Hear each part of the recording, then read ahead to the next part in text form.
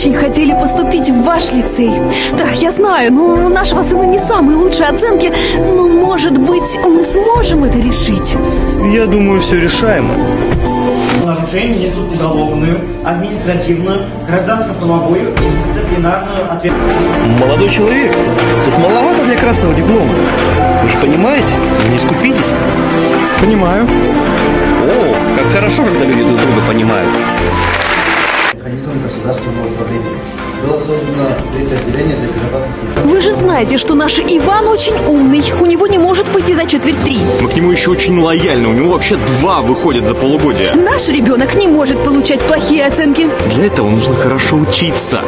Может быть, это как-то изменит отношение к нам? У нас ко всем одинаковое отношение. Уберите. Сынок, пойдем отсюда. Появилась статья «Наказание за преступление, попадающее под понятие коррупции». Чтобы сдать новый дом, нам не хватает только вашей подписи. Но объект не готов. Вот, например, пожарные требования. Вы же знаете, это мелочь. Скоро все устраним. Зато подумайте, сколько семей наконец получат квартиры. Кстати, вы в их числе. Мы знаем, что у вас скоро свадьба, и считайте это нашим подарком. Вот, пожалуйста, здесь подпись и здесь. Ивана Третьего, судебник 1397 года. Дорогая, это наша новая квартира. Тебе нравится? Да, Вань, но с этим домом были проблемы. Я помог решить эти проблемы. Все в порядке.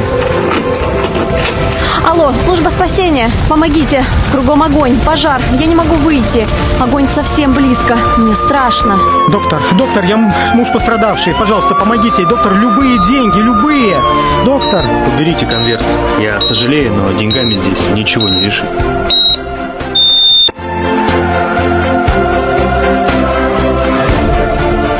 Коррупция – это ложь, аморальность, взяточничество.